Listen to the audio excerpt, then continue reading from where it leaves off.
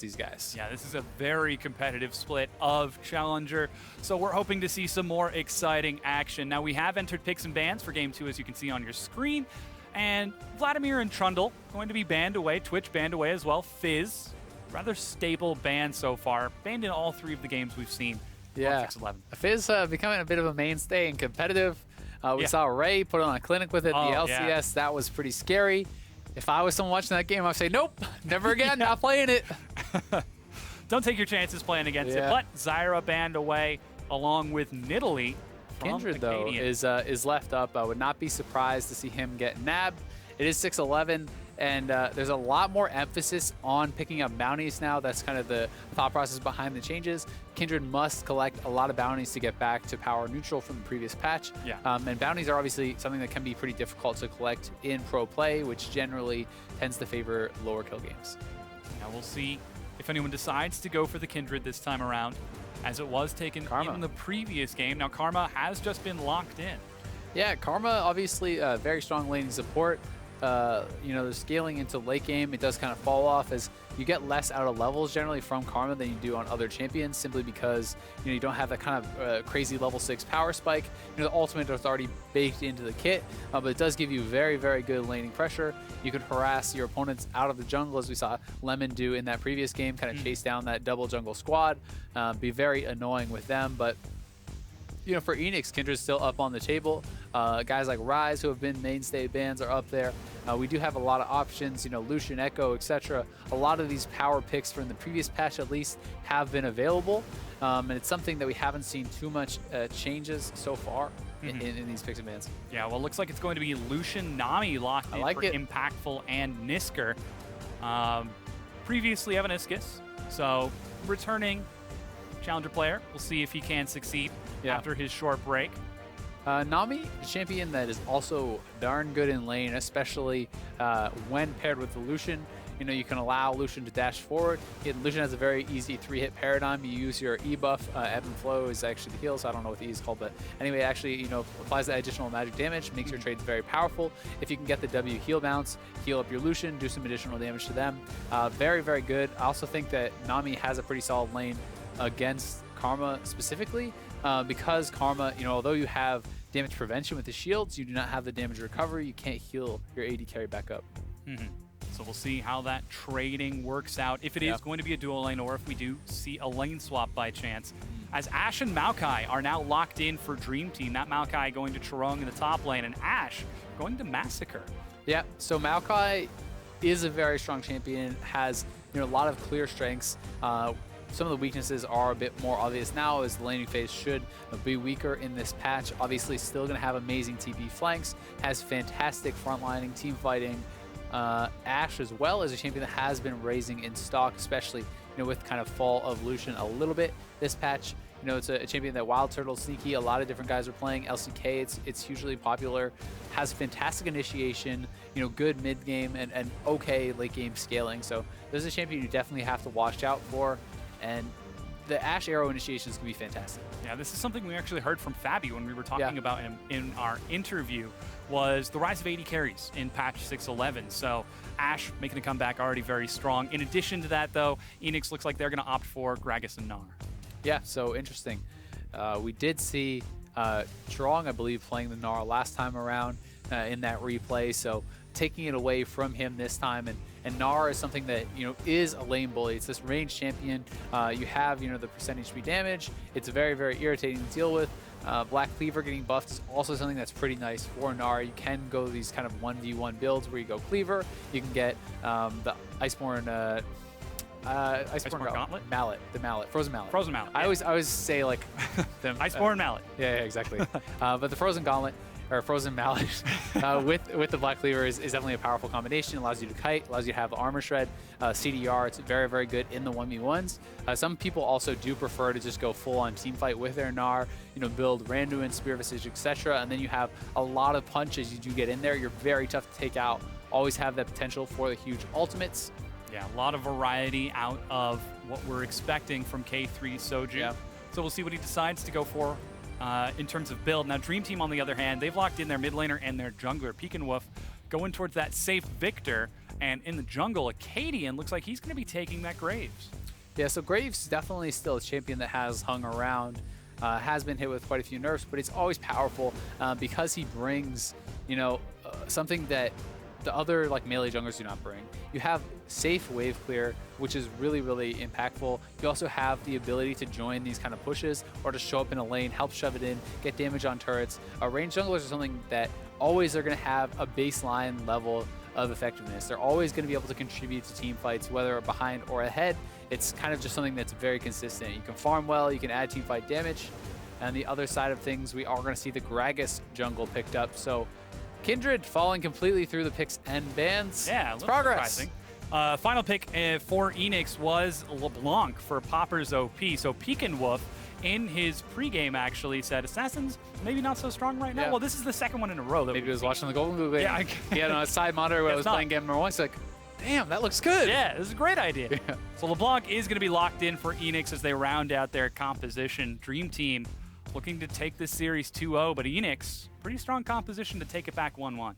Yeah, definitely a very good composition. And, Gragas is an explosive early ganker, especially with the body slam flash. Almost impossible to react to. That in combination with some pretty solid lanes should give them the ability to try to make something happen early on. But it'll be interesting to see how it's going to go. Yeah, certainly will be. Now stay connected with us on Twitter and let us know how you think these games will go with hashtag DTWin or hashtag ENXWin. We'll tally those votes with our Caster Minion production crew.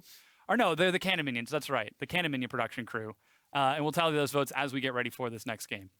Yep, so pretty exciting stuff. A lot of variety coming out here as far as some of the different builds that the Gnar can go. Very interested to see, how he's going to build, if he's going to build for the 1v1, Hex Drinker, things like that, Frozen Mallet, etc. So people definitely have a lot of different opinions on how the champion should be played, and it can be reactive based on how the game goes. Gragas as well, is a champion that can go full tank, tanky AP, even pretty AP heavy. That is obviously less common, but they have some options here, and I'm pretty excited to see it. Nami even picking up that early aggressive summoner with that ignite, and they are going to try to look to meet up in this 2v2 and really put the hurt on this Ashe. Yeah, we'll see if Dream Team are able to avoid it or if, in fact, they decide to play into it. As we have gotten into game number 2 between Dream Team and Enix, game number 1, we heard from Tom a little bit earlier. Went Dream Team's favor. They controlled the neutral objectives during the mid to late game. And we'll see if they can do something similar with the strong composition. Double arrow is going to hit Enix for the first set of damage in this game number 2. Gotta assert that dominance. Yeah, let them know what's up. It's the little things. It's the little things. Yep. It's like when you drive to work and all of the traffic lights are green. It's the little things. That's not a little thing. That's great. Oh, that yeah, sets in me up Los for Angeles? a fantastic day. That's like a 1 in a million, It's like you just found a unicorn or something. Like, you gotta cash in on that. Appreciate it. Okay, so maybe that was a bad example. Yeah. So we do see that it looks like we're gonna have standard lanes across the board. And although we kind of joke about the Ashe, we do see that Enix gets that information. They're able to see that the Ashe will be in that bot lane, and it allows them to have the confidence that they're going to get those matchups. And I think that, honestly, for Enix, this is pretty key, because I really do feel that Gnar into Maokai, that should be an advantageous matchup for that Gnar, assuming it's a 1v1. Obviously, junglers can disrupt this. And in the 2v2, I also like the Lucian Nami over this Ashe comp. We'll see how this duo lane performs, as they are going to actually get the opportunity to start off with a camp. Impactful gets some experience. And Dream Team had to split their experience with the jungler, giving that over to Acadian. It's not quite getting the advantage, but Dream Team will be able to shove this lane in, and in fact do have a bit of a lane advantage with all of the harass Massacre is putting out with Papa Chow. I mean, definitely harass was a big part of it, but I also think this is one of the reasons you don't see dual lanes take the camps as much anymore. They actually took so much damage from the Gromp there, as Nami Lucian is not exactly like a bomb combo to take down the Gromp, and the Gromp is is very frightening. So they're kind of looking the worst for wear there in the bot lane as a result of that. But as we talked about, Nami is a sustained support, so they can heal back up and they're going to be fine as long as they pick up most of the CS under the turret. They're going to be a-okay. Yeah, it seems like Impactful is having a bit of a difficult time catching any minions because of all of the harass that Dream Team's duo is putting out. It is being pushed in though, so not a big deal that he hasn't gotten them just yet. Oh, pretty cheeky there from Papa Chow. Actually shields up the minion to deny it from Impactful. Ooh, gank in the top lane as it looks like K3 Soju flashes. Red buff is ticking. This is a very aggressive play. And Acadian lets him go. Yeah, he does cost him the flash, and he is going to be able to have the TP, so he shouldn't miss too much of the CS as it's going to be pushed in towards him, but I definitely don't want to be losing that flash early on. And Popper's OP, and we do see Peek and Wolf, a pretty nice trade there, and Popper's OP actually distortion back into the second part of that E, which allowed Peek and Wolf to kind of even up that trade. Yeah, proccing the Thunderlords. Make sure it is an even trade between the two as they continue to farm it out in the mid lane. Shorter Ace, in fact, is going to invade, goes over the wall and finds He's in trouble. And he immediately regrets that decision. Acadian burning through his health nice and quick. Shorter Ace, he was at full health. Yeah, good rotation actually comes in from Popper's OP to bail him out. Otherwise, Shorter Ace could have been chased down, but now we're actually starting to see a bit of a lane advantage as far as this 2v2 trading goes, because they are starting to kind of poke them out, and they are going to have a very aggressive lane in this Lucian Nami, and with Ignite available, if you get too low, you're going to have to be very worried about that. But for now, still doing pretty well. The Ashe is up a couple CS, and Karma's being very annoying. Yeah, just keep on trading out as much as you can. So far, Enix's duo, we're 5 minutes in now. They've been having trouble basically this entire time, but they are keeping up in CS as mentioned, just not quite so much in health. And slowly but surely, the mana pool of Nisker dwindles down as he tries to heal Impactful back up time and time again. Great presence of mind in the lane from Massacre and Papa Chow. Yeah, one of the annoying things about Nami when you're kind of getting pushed back like this is you want to be able to bounce the heal basically to an enemy and then back to your ally. You want to be able to get the two part of it. You want the damage and the healing. And when you're shoved in and your Lucian's low, you just have to use the heal on him, so you're getting a lot less of it. Yeah, not quite a fair trade. Poppers is going to look for a remarkably good trade onto Peek and Wolf. Not quite dropping the gravity field in time to trade back more effectively and sort of attempt to dissuade some of the damage. Looks like they might be setting up a dive onto Enix's duo lane. Shorter Ace is here though. There's a huge bubble followed up. First blood as they're able to drop Impactful. Charong, oh man, makes it out of the turret range in time. Wow, that was an explosive early fight. Shorter Ace was able to land a beautiful double body slam flash, and the bubble was there too, but Impactful was just too low, and a quick collapse from DT. They're able to take him out. Yeah, they certainly are. And that's going to be the first kill of the game over to Dream Team. They took game number 1. Now they've taken the first kill in game number 2. Probably going to be feeling pretty good about that. Yeah, the worst part about it is that this was a wave that was building up for a long time and was shoved into the turret. So not only does Lucian die, but he actually is down 15 CS. Oh, the Chaos Storm is dropped. Flash is used by Poppers as he doesn't want to take any chance. Oh, you can see the new Chaos Storm zapping the minions rather effectively. And that feels bad as LeBlanc as well, who, you know, you're the guy without TP. You're not supposed to be getting bullied here. You have the Ignite, and he really wants to make something happen here, and here comes Shorter Ace. Ooh, Flash is used. Peek and Wolf dodges the body slam. And Poppers is not able to follow up without any mana, so Peek and Wolf escapes with his life. One nice thing, though, for the top lane here from Enix is that because Strong did TP down to bot line, the Maokai actually fell down pretty heavily on CS, and whoa, what is Maokai doing? He's actually looking for the dive, but he's taking so much damage from the turret. They're all here, though. He had the rest of his team there, but he just got a little overzealous. No, the snare locks him down on top of the smoke screen. Acadian and the rest of Dream Team collapse. Keep Jerome safe. Yeah, they keep him safe, and they're going to deny a huge wave once again, so a bit of a tragedy here for Eanix as The Gnar is going to lose all the CS right after. Lucian actually missed out a lot, so Impactful and K3 going to be pretty disappointed about that, especially from how messy of a dive that was. You know, Chorong just kind of went in, he barely lived. If K3 Zodra was actually able to hit him with like one more spell, he would have got that kill for free, and I really feel like he probably should have just tried to stay under the turret, look for the outplay, use that turret to his advantage, and look for a big gnarl, do something. But when you chase away from the turret like that, it pretty much seals your demise. Yeah, once again, we can see K3 Soju gets good damage, and then he gets optimistic, like, hey, look at that low health champion that I can kill. Yeah, and I mean, they're closing in. He was probably dead regardless, but it's got to be a frustrating feeling. 4-man collapse in the top lane and watching all those precious minions go to waste. Ooh, Shorter Race on the invade is spotted out. They will collapse onto Acadian. He's locked against the wall. Oh, Shorter Race missed the Q. But Shorter Race dies to Peek and Wolf. There's a tidal wave as there goes a lot of damage. K3 Soju tries to stun Chorong, who gets revenge, but a double kill for Chorong, and Dream Team completely counteract this dive out of Enix.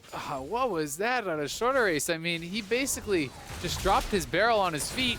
All he needed to do was click on Acadian with that Q. It would have at least been the one kill, but instead he actually just kind of drops it on his feet, dives, and they get nothing. So it is going from bad to worse here from Enix. Yeah, currently 4 kills in favor of Dream Team, nearly 2,000 gold, 8 minutes in. They've got to be feeling pretty good about these advantages that they're accumulating, and we're starting to see some pretty stark differences in how these guys are building. BF Sword completed first by Massacre, whereas Impactful looks like he's still going to go back towards that Yomu's build, as he does have the Jolters and a Serrated Dirt. Yeah, so he will be building towards that. One of the biggest problems here is this Victor is getting very ahead. I mean, he was already up farm, and then he has 2 kills for himself too. And Victor is going to be an absolute teamfight monster, and the LeBlanc needs to keep pace, if not stay ahead. It's going to be tough for LeBlanc to have the same kind of contributions if you're not really snowballing. We'll keep our eye on Poppers to see if he can try to shut down Peek and Wolf. And it looks like Dream Team might be setting up for yet another dive. There goes a smoke screen. Shorter Race is prepared to come over the wall, but Dream Team looks like they're content to take their second turret of the game in answer. Yep, Massacre now has his arrow available once again. Probably going to look to initiate. And I mean, if they stay with this 2-man squad trying to defend, with Ash ult available, they could theoretically go for the dive, but I think they're going to try to play it safe, back off, maybe pick themselves up, first dragon of the game. Would be very good for Team Dream Team, as Chorong is going to catch this minion wave on the top side. Impactful and Nisker are trying to make something worth this turret trade, but it's just not able to break through that Maokai's wave clear. Yeah, Maokai, the 2 early Doran's rings, going to give him enough mana to continuously wave clear that out. Has a Balmy Cinder as well, and quite a lot of levels under his belt. But here comes Shorter Race. Huge cast, knocked all of Dream Team into the turret. Acadian is going to soak a few hits for Papa Chow, but that leaves Impactful on his own against a tank Maokai. There goes the calling, but Flash directly adjacent to it. The one weakness of Lucian, turning while firing his ultimate. But, Acadian is looking for the cleanup. Still have heal on Impactful. We'll see if he can make the outplay. Looking like, oh, yes he can, but the burn is ticking. Not enough. Yeah, and Impactful does have to blow the heal, so Acadian able to get over there, not able to collect the kill. Impactful will get it alive, but being pushed in once again here, and the fights do seem to be going consistently in GG's way. Ooh, whoa! Poppers. That is a lot of damage. Oh, Poppers is able to distort out just before the tick of that damage. He is showing just no respect to the Victor, and this guy is strong. Got to be careful. Yeah. He's walking up to him and going to eat a lot of the burst, trying to clear out a ward, and I don't know if he was just kind of not paying attention or didn't realize how much damage he could take, but this turret's gone. Yeah, that's 3 tier 1 turrets taken in 12 minutes for Dream Team, as they are putting some serious pressure on the map, and Enix are not able to compete with it. 12 minutes in, Enix starting to fall just a bit behind, as they are having difficulty keeping pace with Dream Team, making aggressive plays in just about all of their lanes. Yeah, this is honestly a pretty substantial lead at this point. They're, you know, closing in on 4,000 gold behind at 12 minutes is actually pretty brutal, especially when you consider the fact that DT did not have the lanes that was supposed to be winning. They're supposed to be losing the top lane, losing the bot lane. Oh. Impactful's gonna get caught. Yeah, he dodges the arrow. He's still taking quite a bit of damage, runs to his team instead of to his turret, and that ends up saving his life as Shorter Race soaks a few arrows that had Impactful's name on it. One of the big differences, though, between this game and the one we saw previously, you know, with TLA is that DT is actually picking up the objectives off of every kill, right? They're up only 4 kills, but they have a massive lead. And that is because they're capitalizing on it constantly. They're pushing up the wards that they have, getting the vision, allowing themselves to make these aggressive plays and really just kind of bully Enix out of there. Yeah, they are trying to steal away the red buff. They're not successful. No, they got it. Oh, Acadian did get it, yes. So again, just taking these objectives, secure turrets, invade in the jungle, deny Enix as much as possible. And Poppers. Oh, he did actually get that Gromp, but is forced to use his distortion. It's 2v4 right now, but they're buying enough time for Massacre to farm it up. And Acadian is undaunted. This guy doesn't even care that there are champions here. He says, this is your jungle? Nope, I made this. This is mine. He does have his team in support. Everyone's around there. They have the vision. So he's allowed to make these kind of plays because his team is stronger right now, and they know exactly where their opponents are. Yeah, half the health on the top tier 2 is removed as Dream Team gets some good pressure. Pekin Wolf with a Negatron Cloak. Relatively safe from Popper's OP, but that's not going to stop Poppers from trying if he finds the opening. Meanwhile, in the bottom lane, Chirong has been farming to his heart's content, and K3 Soju has been forced to match it as he's just been trying to answer this split push Maokai. Double teleport available for both of them. Chirong doesn't have his flash, but still feeling rather safe. Chirong is definitely in an advantageous position because, once again, it's all about the vision, right? They have all these wards in the top lane. He knows, hey, there's the Nami. Hey, there's the Lucian.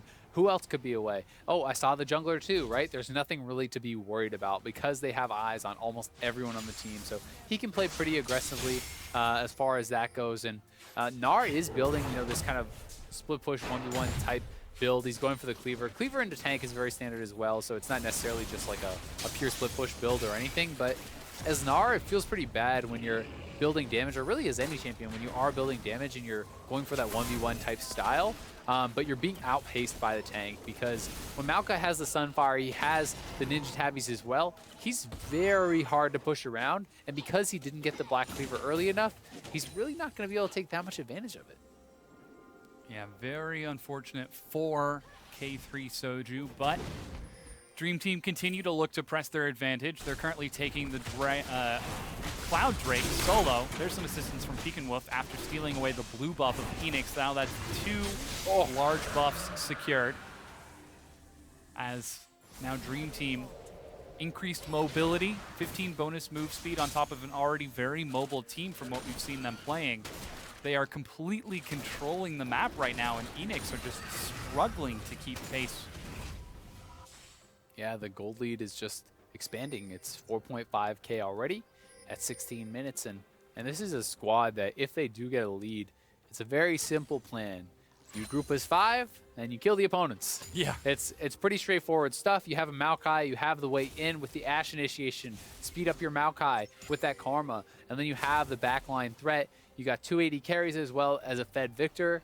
It's very straightforward stuff for DT. They have a game plan. The early game has gone heavily in their favor, and it's Enix that are going to have to get creative. They're the ones that have the pressure on them to make stuff happen. You know, it's LeBlanc that has to find picks. It's Gnar that has to carve himself out an advantage from behind against this Maokai and start, you know, bullying him, start pushing him in and trying to get chip on the turrets, but they just have not been able to do it. Well, one of the big things standing in the way of making those plays is the vision. Dream Team have not been lax in their pressure. Not only are they controlling side waves, but they're also controlling the jungles themselves. Shorter Race, oh, he flashes, but he's still in line with the arrow. Flash to get out of the tidal wave, as it looks like Chirong is going to go in. Pekin Wolf is going to drop K3 Soju, and Dream Team dive and pick up a kill. Yeah, I mean, that's a Gnar TPing into the middle of the enemy team with no tank items. What do you expect? He's going to get popped completely. Chirong answers it, and the Maokai at this point in the game is much more explosive. He has the instant team fight effectiveness. He throws down the W, roots up the Gnar. Gnar's not able to do anything, dies right away. And, you know, unless you're coming in there with a full Gnar bar and you're able to get the flank and land that big ult, you're not going to be able to do much of anything. This guy is paper right now, and it is a fed Ashe. It is a fed Victor. These guys are very strong, and they're outpacing their opponents heavily. Yeah, Dream Team controlling the game completely. Now going to be looking for this Rift Herald, and they found it. It was in the pit. And they're even going to give the buff over to Charong. So 18 minutes he takes it. That's going to last until 38 minutes. He was already having a pretty good time split pushing against that Gnar. Well, now he's got an even better time.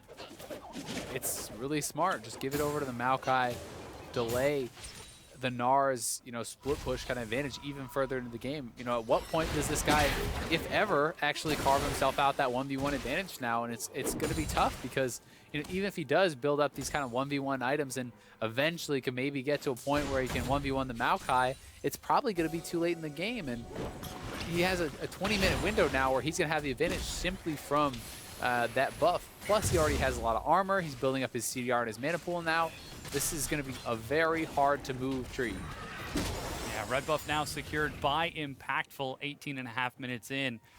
Finally, Enix have some semblance of control over their own jungle.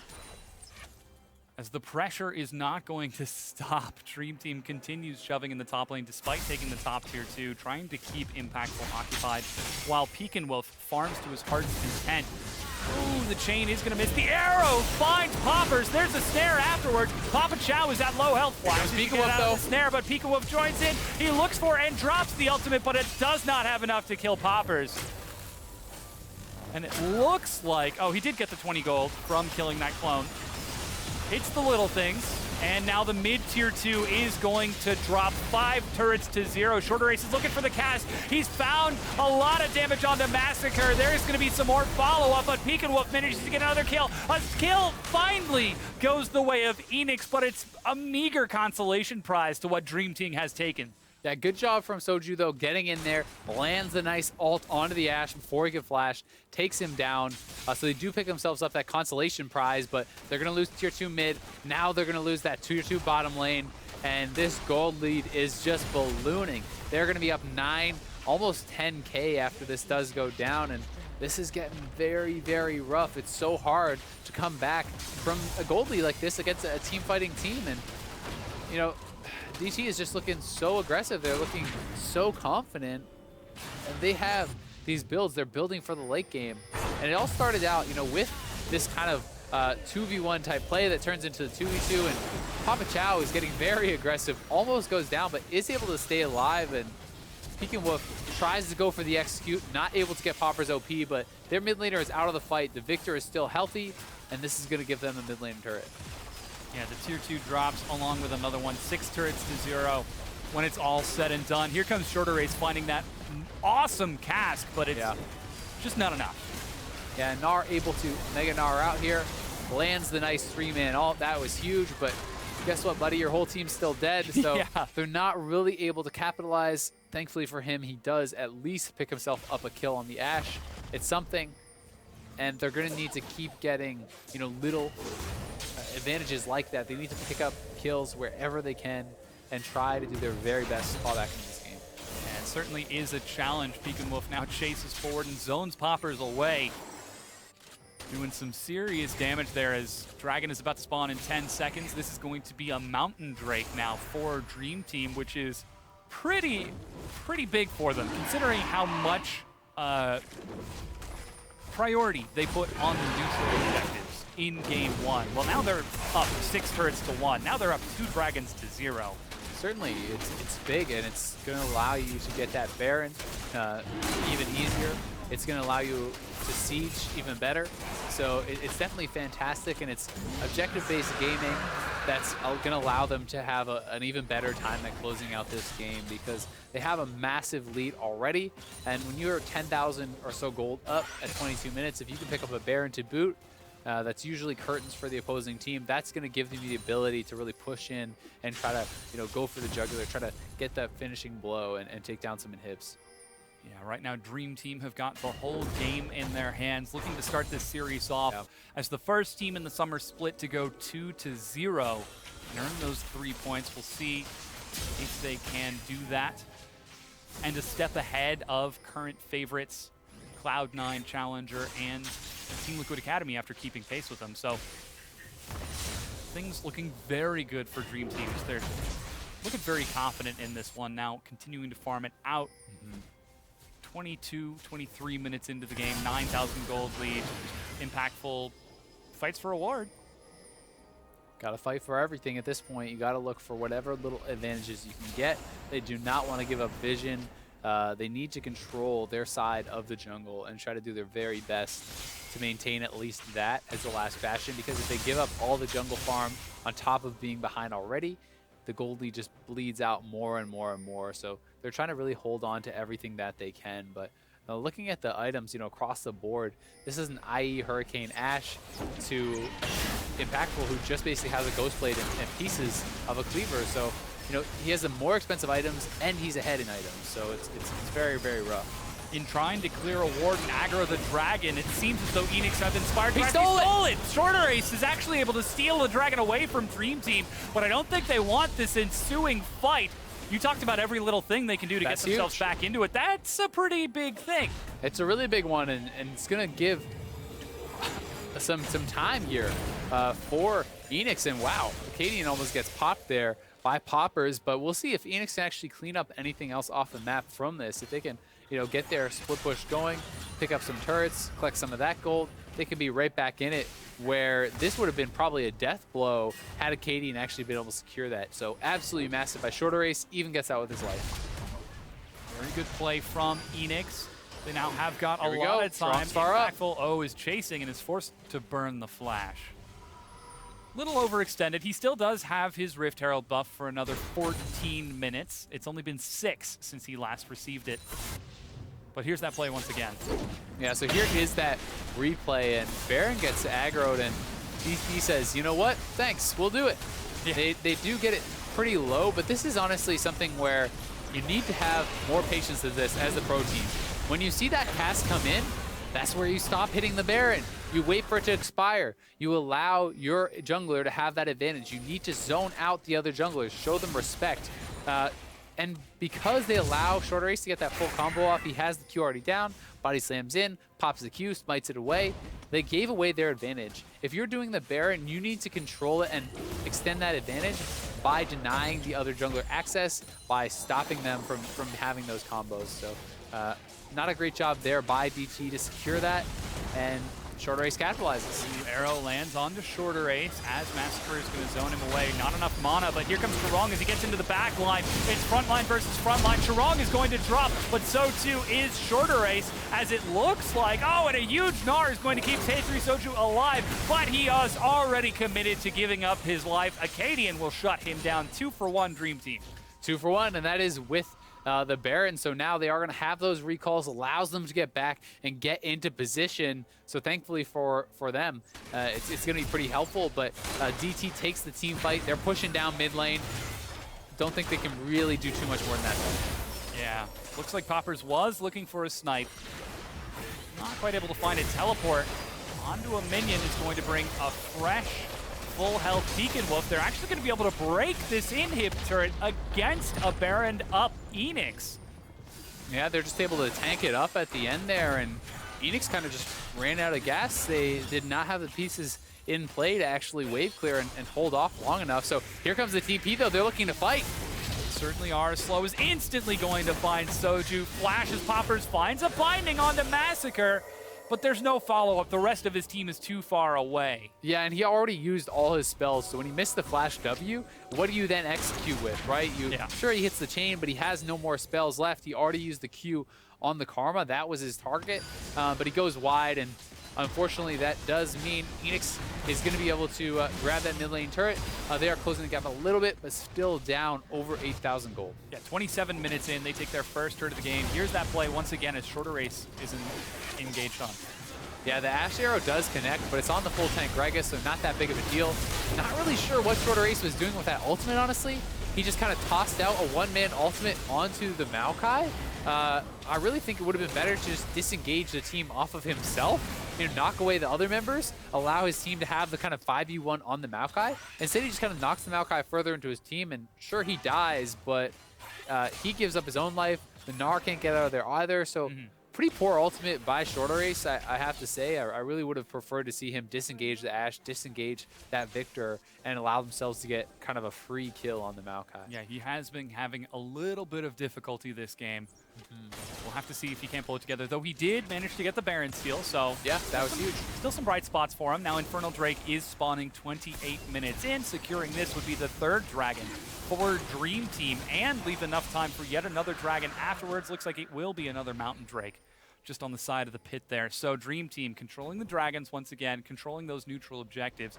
And while the first Baron was stolen, seems like we might see something similar to Game 1 where they look for a second Baron before they can close the game out. Yeah, I mean, they didn't get the first one, so yeah. They have to probably try to go back to that. But with the mid lane and Hib open, DT's definitely going to look to push in here, see if they can extend their advantages. They're pinging out LeBlanc, who is in position to flank, and with LeBlanc out of there, they can just move straight in and try to take out this Hib. Culling is going to do a bit of initial damage, but it's not quite enough to zone the rest of Dream Team away. Acadian's down to half, but he's nice and tanky on that Graves. And the inhib is engaged upon and cleared. Looks like they might try to pick off Jerome here with a lot of crowd control. Arrow tries to force the disengage. Oh, Soju not able to find anyone against the wall, and Dream Team are able to get the inhib and get out. Yeah, swing and a miss on that Gnar ult, and pretty big deal. Yeah, they get the flash from Jerome, but more than willing to trade that up for an inhib, which is going to give them pressure in the mid lane, allow them to have an easier time to hopefully collect this Baron, and it's probably going to require another miracle here from Enix to actually stop them when it does come up. But Popper's OP try to chase down Chirong in the mid lane and whiffs on a couple of chains there, not able to connect. So the Maokai just strolls on away. Yeah, we're now hitting the 30-minute mark. Baron's up in 1 minute. Dream Team, they've had control of this game for quite a long time. Some early lane pressure, some early rotations and dives really set them up for success. And they've been pressing their advantage this entire time. The only time we've seen them sort of falter in this game was when that Baron was stolen. But they immediately found a fight not a minute later to make up for it. Yeah, they've done fantastic in this game. That really was the only slip, as you said. And although it was one that really has postponed the game, they still have this very big lead, nearly 10K. They have the easier to execute team comp, very solid, straight up 5v5 stuff. And, Popper's OP, it's very hard to team fight into this kind of composition. If you just hop in there, Maokai presses W, guess what? You're dead. Not so much the Poppers can do. He did go for the Rabadons second after Morello, so not even going for the Zonias. Golden Clue avoided it as well, so. I think pretty standard stuff. You can't afford to itemize defensively like that on LeBlanc, unless you're super, super ahead and just have the damage to zero them out anyway, because you must be able to pop one of these squishies. If you can instantly delete the Ashe, that's a way back into the game. Yeah, but that is the knife's edge that Poppers is trying to run. He has been unsuccessful so far as Dream Team are now looking for the Baron buff. Yeah. This time they're taking their time with it, going to try to clear out the vision. Shorter Race. Papa Chow getting taken down, though. Papa Chow actually died on the far side. Tidal Wave forces it out, and Dream Team waited a little bit too long in the pit. Eanix chase back forward, and Dream Team are forced to back away. An arrow finds Poppers. He doesn't have anything to distort to. Flash over the wall as Acadian looks to shut him down. The laser, isn't quite enough to pop it. Massacre takes some punishment. These guys are fighting over the wall, but Dream Team are still fine. Yeah, pretty crazy team fight. We did actually see Papa Chow got caught up by that LeBlanc. He's chunked low and then impactful with a beautiful culling to take him out. But, both teams trying to make some aggressive moves here. G2 a little bit sloppy there. Their support gets taken out. And then Acadian tries to go for the assassination on Poppers. Flashes over, misses the Q, misses the ult. The LeBlanc gets out alive. So they definitely... some nerves, some excitement going on here. They need to stay calm. They need to continue to push towards their goal, and they have to get right back to the Baron, control the vision, and do it again, but this time a little bit more cleanly. Yeah, now it looks like with Teleport, Chirong is going to split down towards that bottom lane. Catch a few minions for himself. Oh, that wave clear. He's still got that Void buff for another 6 minutes. So very strong as the Super Minions continue to press down towards that mid lane. The rest of Dream Team are grouped up near the Baron. I guess we know what they've got their eyes on. Yeah, they really want to pick up this Baron. Victor now so strong. We have the Ashe at 3 items. Victor has his Abyssal, his perfect Hex Core, the Rylai's, as well as another large rod on top of that, and he is going to be frightening. Once you do have the movement speed upgraded with the perfect core for your ultimate moves more quickly. It also slows them with the Rylai's, allowing it to really stick onto these characters, and it makes Victor even more frightening. Very high damage. Seems like Enix right now can't quite match it. Yeah. Acadian as well, going very aggressive with his build, and he's putting out huge damage. They're straight onto the Baron, and they may be able to just take us out. Oh, the arrow finds Shorter Ace. He goes over the wall, but it's too late. Baron finally secured by Dream Team. Poppers looks to destroy Massacre, but he is unsuccessful. Distortion gets him back out, but Charong catches on to Poppers. That's one down. Looks like Soju is in the back line doing some damage, but he's forced to flash away. Charong at low health is now recently re-enabled. Peekenwolf zoning away with Acadian, as it looks like Dream Team are going to try to clean up a few of these kills. Oh, but this is such a scary fight. Charog is freshly recalled and teleported in. He's got a good teleport and home guard. They're able to drop Shorter Ace. Looks like Soju might be caught. There's the snare. There's the knock-up. That's 3, make that 4 members of Enix dead. Yeah, and they have the Baron. They're going to go straight up the middle with the Super Minions here and look to end.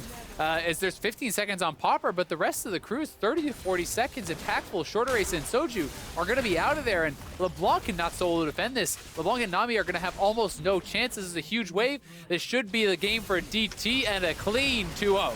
Yeah, this is Nexus turret number 1 going down. Nexus number 2 going to follow, and Dream Team defeat Enix in their first game of the NACS Summer Split 2-0. Wow, that was pretty impressive stuff. They played great. I mean, they got a huge early advantage. We really saw the strength of their macro play. That's what shined through to me. Yes, they got early kills, that's great, but they were able to capitalize on that. They take all the objectives off the map. They're picking up turrets, they're extending their gold lead, pushing up vision. They're basically doing everything right. This looked like a very, very good team.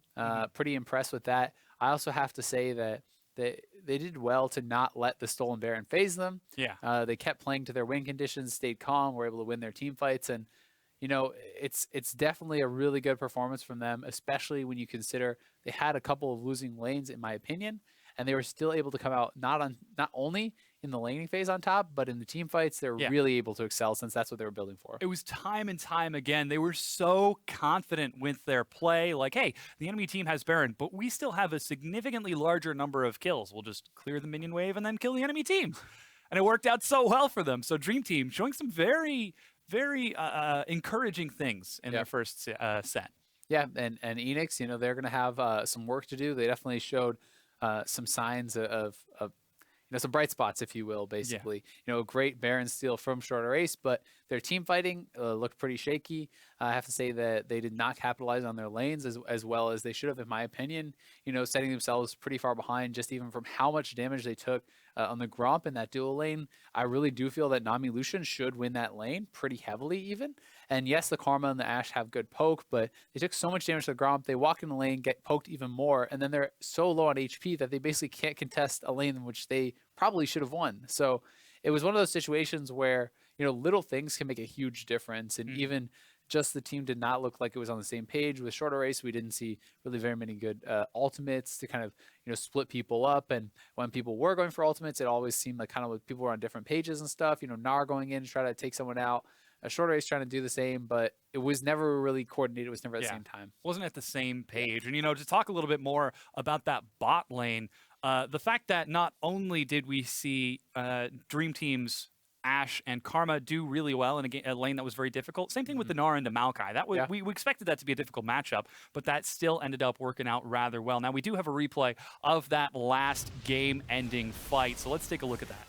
Yeah, and this is a big one, and they do at least try to delay the Gragas here. Ashe does shoot out that arrow to zone him out, and it's actually Ashe that also picks up the Baron here. And then we saw Poppers goes in, tries to assassinate that Ashe, gets him down very, very low, not able to take him out. And at that point, LeBlanc is taken out. He's dead, and they're just getting run over by this team with a massive gold lead and a massive item advantage. They keep them in play.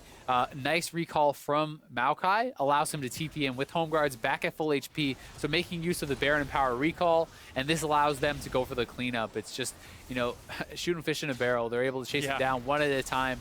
Not much that Enix could do at that point, and they had to go for the steal, though. It was a desperation move. Shorei's not able to come up big twice in a row, but you certainly cannot blame him for that one, as it was a very tough steal. Yeah, impactful. You saw in that last fight, just got completely destroyed. Maokai got to pick and choose his targets, as you mentioned, like shooting fish in a barrel. So Enix, they still showed us some pretty impressive stuff. But in fact, to talk a little bit more about that win, we are joined by Dream Team's Peekenwolf. Peekenwolf, congratulations on the 2-0 start to the series. Thank you very much. I say series, in fact, split. So that's your last game for tonight. Yeah.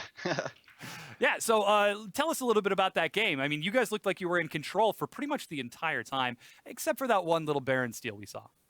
Yeah, I mean, I felt like the second game we were in control pretty much the entire time. Their team comp was much harder to pull off. Like, once LeBlanc wasn't able to get a lead, like, she was just wave clearing the mid the entire game, and that's pretty much the only impact that she had. And then we just rotated around, and I think that our macro play is a lot stronger. And overall, I think we maybe could have ended faster, but we just played really well overall. Yeah, you really did. And before the game, we actually got to hear you talking about what you bring to the team. And what you said in that was you bring a lot of control and a lot of sort of patience to the team. Obviously, we got to see that in that match. Do you still feel that's true? Yeah, I mean, I try to, of course, win my lane, but inside hard matchups or counterpick matchups, normally I can hold my own or even get a small CS advantage, which is actually super important. And I am also working on probably making a few better plays, like playing more aggressive, but my passive play style is pretty good right now. So how do you feel about, you know, the mage updates? Obviously, you know, there were a lot of changes. You know, Swain, we have Victor, who's pretty popular, Vladimir as well. There's some other mages that have, you know, kind of not really been showcased as much. But, you know, do you think there's possibilities to see some of those other mages that did get updates, like, you know, Vel'Koz even getting some pretty big buffs this patch? I haven't played much of actually any of those because they're normally banned in solo queue. I just ban them because I don't want to pick them up because I figure they're actually going to get nerfed. Okay. But I think Vladimir is stronger than Swain right now, especially since Swain was, I think, nerfed on 6.11 and Vlad wasn't nerfed at all. But other than that, I might try out Vel'Koz, but I mean, he can have some really bad matchups, so he'd only be like picked on purple side where you have last pick. Certainly. How do you feel about Rift Herald right now? You know, in the current meta, we're seeing some teams that are really highly prioritizing them. You know, in LCS, like teams like Echo Fox and stuff are pretty much going for it like every single game. Some other teams like Apex as well that really, really prioritize it, and then others seem to just avoid it altogether. You know, where do you stand on it? Where do you think it fits in? For Rift Herald, I mean, as a mid laner, it's kind of hard to say because I would rarely get the buff in the first place. You just gotta take it. You just gotta get that zone out the Maokai, tell him to go TP somewhere and pick that up. I think Rift Herald, it is strong inside certain comps, but inside a lot of times it's not even worth giving up maybe a tower dragons if it's an important dragon. Obviously, I think it's probably better than an air dragon, but it's not that important unless maybe it's on someone that can really snowball early, like a good jungler or a top laner that has really good pushing pressure. Otherwise, it's not really that thing to contest for if you might lose early because of it. So one final question for you, Peekenwolf. Obviously, this is a very competitive split of the NA Challengers series. Are there any teams you're looking forward to facing? If Apex are still going to be using Chris, I mean, I'm going to be going against an old teammate, so I'll say that probably them. All right, well, we'll look forward to your performance. Peekenwolf, thank you so much for joining us, and congratulations on the win. Thank you very much. Bye. Bye. Now we're going to jump into the tail end of Game 1 between Nova and Apex Pride. And right now, Nova is in the lead with 6,000 gold against Apex, the 10-man roster that we expected to be doing rather well. So let's take stock of this. It's 44 minutes in. As you can see, Nova on the blue side, about 7,000 gold, 8,000 gold as we're getting there. Slight kill lead, but they have got a lot of turrets. In answer, though, it looks like Team Apex have got pretty healthy. Oh, no, those aren't dragons. Those are turrets. Apex are the ones with the dragons. Yeah, Apex with quite a few dragons and the Alawi. The Alawi coming out, that is cool. And we have a pretty aggressive build on him as well, but we're looking for the engage around the Baron. Nami not able to find anything with that ult though. Oh, it looks like we're starting to see some action. Ace in the hole is going to drop. It looks like Rikara will drop as Chris is able to get it. Speak of old teammates, he's able to make something happen. And currently 5 versus 4. Diamond Prox chases forward with Chris. The Fizz Rek'Sai kited out. Vladimir doing what he can. A Blazed Olive doesn't quite have enough damage with the Hemo Plague. And right now there is so much damage being traded back and forth, but no kills between the two teams. Roar is taking some damage as he's kiting it out in the back. Finally, a Blazed Olive is able to drop Shifter, and he kites forward. He's going to get a double kill. Roar is going to drop as well, and suddenly that's 3 kills. We came in at the right time. Yeah, and Vlad is going to come up huge in that fight. You cannot underestimate him, but we do have a quick pause there, so we are going to have to work that out. But, geez, Vladimir, it's one of those things where if you let him hang around too long in a fight, he does so much damage, has such high sustain, and he got in there, got very low, but was able to get a lot of health back with the ultimate, with his empowered Qs as well. So pretty nice play there from him, and it's one of those things, man. The longer the fight goes, you got to be thinking about that Vladimir. If you can't take him out early, he just has scary. So much health. And Alawi, the fact we saw her briefly a little bit, and she did actually manage to get a trial onto Chris's Fizz that we saw in that fight. So we talked about 6-11, sort of tweaking the top lane a little bit, making some new people viable. But Alawi also got some buffs, and did have a Trinity Force there, so we did it. Yeah. Alawi's in a game. We did it. But pretty excited to see that, actually.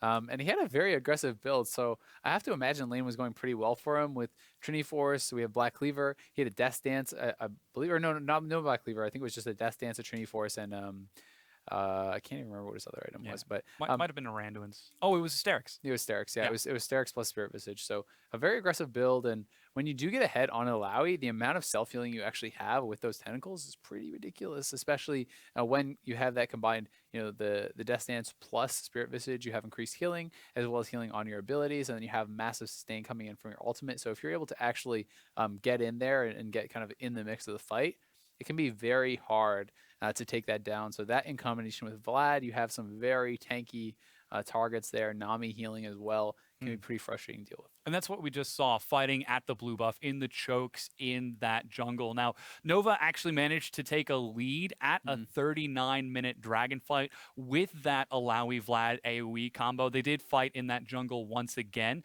so we'll look to see if they can continue sort of doing this. But Apex, they were looking rather strong, sort of positioning for that fight. From what we understand, they were fighting over that Baron sort of back and forth for the past few minutes. That's not exactly the right move. When you're fighting around Baron, you don't want to get into a tight AoE choke point. Yeah, it's certainly something that can happen, though, as you do feel that you have the advantage at the start of a fight. Teams are going to retreat back into those jungle corridors, so it's something you have to definitely be aware of and thinking about as far as who fights better in these confined spaces, because there's certain champions that really do excel. The AoE champions, like an Alawi, like a Vladimir, that can control these areas pretty heavily. And if you get stacked up, you can really get punished, by the Hemo Plague, by the Alawi ultimate. All these AoE abilities coming down can be very frightening, and it's easy to kind of underestimate their impact. But it's looking like we are back into game. It was a 3-0 there for the blue team as they are pushing Nova. up. Yeah, and they're currently looking to break an inhibitor right now, and seems like they are going to. Don't quite have a lot of minions, as it's currently 4 versus 2. Chris is there. He's going to have some support from a defensive Diamond Prox in the bottom lane, but it looks like Nova are going to look to end the game right now. Chris is joined by Diamond Prox. There's going to be a knock-up on the Trance. Nexus turret number 1 goes down. The trial lands, but they're just trying to burn through the Nexus turrets. Nexus turret number 2 is going to go down. They're on the Nexus. Do they have enough damage? A Blaze Olive. It does indeed, and game number 1 goes to Nova. Woo! Well, we it was short but sweet. We got in there for the important part. We got all the important parts of that game. Yeah. The Baron, the AoE, the end of the game. That's Vladimir, what matters. Alawi. Yep. They were tanky enough in order to get onto those Nexus turrets and burn through them with or without the minions. Yeah. And then get onto the Nexus itself. So I'm actually pretty sad that I didn't get to see the Alawi game, because I think I've never seen Alawi in competitive. So that's pretty cool, and I hopefully we'll get another chance to actually maybe see it in the next game. But Yeah. It's got to feel good picking up a pretty solid win like that. Yeah, we really are looking forward to seeing if Nova's going to be able to do that once again and secure a second win in this series. Obviously, the first one they take over Apex, who are somewhat expected to be the favorites. The big three that most people were talking about coming into Challenger this split was Team Liquid Academy, was Apex Pride, and was Cloud9 Challenger. So before we get into this next game, we're actually going to go ahead and have to take a quick break. This is our last game of the night coming up soon between Apex Pride and Nova. Don't go anywhere. We'll be right back. Race is here, though. There's a huge bubble followed up.